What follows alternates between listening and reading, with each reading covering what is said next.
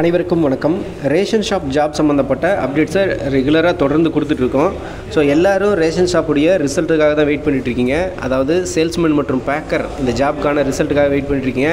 இது மாதம் தள்ளி போயிட்டே இருக்குது. ஜனவரி பிப்ரவரின்னு சொல்லி இந்த நிர்வாக காரணங்களுக்காக ஜனவரி பிப்ரவரி நடக்காமல் போச்சு. மார்ச்சிலிருந்து ரொம்பவே எதிர்பார்ப்பு இருந்தது.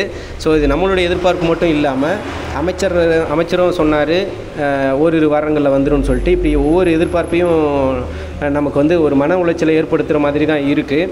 தொடர்ந்து நாம் இந்த மந்த் எண்டுக்குள்ளே வந்துடும் அப்படின்னு சொல்லி ஒரு எதிர்பார்க்குறதும், அதே மாதிரி ரிசல்ட் டிலே ஆகிட்டு இருக்கிறதும் ரொம்பவே கொஞ்சம் இந்த தேர்வர்களுடைய மனநிலை கொஞ்சம் ஒரு மாதிரியாக கடுப்பாக வெறுப்பாக இருந்தாலும் உண்மை நிலவரம் என்ன அப்படின்றது நம்ம அப்பப்போ நம்ம சொல்ல வேண்டிய கடமை இருக்குது. நிறைய பேர் கமெண்ட்டில் கேட்குறதையும் பார்க்க முடியுது. ஸோ அந்த அடிப்படையில் தான் இந்த வீடியோவில் சில டீட்டெயில்ஸ் கிடச்சிருக்கு. ஜேஆர் ஆஃபீஸில் பேசின ஆடியோ இருக்குது. ப்ளஸ் அவங்க எப்போ வரும் அப்படின்னு சொல்லியிருக்காங்க.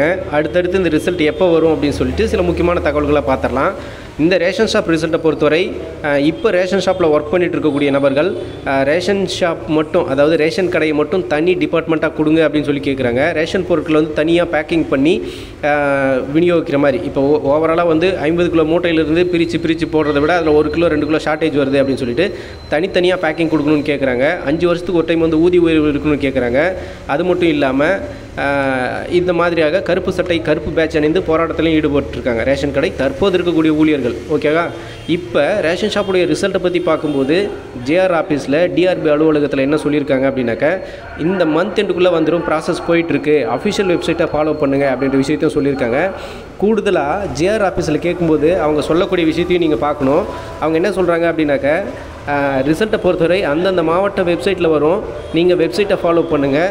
அதர்வைஸ் பார்த்தீங்க அப்படின்னாக்கா நியூஸ் பேப்பர்லேயும் ரிலீஸ் பண்ணுவோம் அப்படின்ற விஷயத்தை சொல்லியிருக்காங்க. ஸோ இந்த அடிப்படையில் இந்த மந்த் எண்டுக்குள்ளே வரும் அப்படின்னு சொல்லி நம்பலாம். இரண்டாவது விஷயம் பார்த்தீங்க அப்படின்னாக்கா, ஏப்ரல் மாதம் 8ஆம் தேதி இந்த கூட்டுறவுத்துறை மானிய கோரிக்கையானது நடக்குது சட்டசபையில். ஸோ அப்பொழுதும் இது சம்மந்தப்பட்ட அப்டேட் கண்டிப்பாக கிடைக்கும். 100% உறுதிப்படுத்தப்பட்ட தகவலாக நமக்கு கிடைக்கும் அப்படின்னு சொல்லி நம்பலாம். ஸோ ஏப்ரல் மாதம், இந்த மாதமானது உங்களுக்கான மாதம். இவ்வளோ நாள் பொறுத்திருந்ததுக்கான ரிசல்ட்டை நீங்கள் எதிர்பார்க்கக்கூடிய காலமாக இந்த டைம் இருக்கும். ஸோ சில 2-3 மாதங்கள் அப்படியே டிலே ஆகி போயிடுச்சு. இனிமேல் டிலே ஆகாது. ஸோ ரிசல்ட்டோட கூடிய விரைவில் உங்களை சந்திக்கிறேன். நன்றி.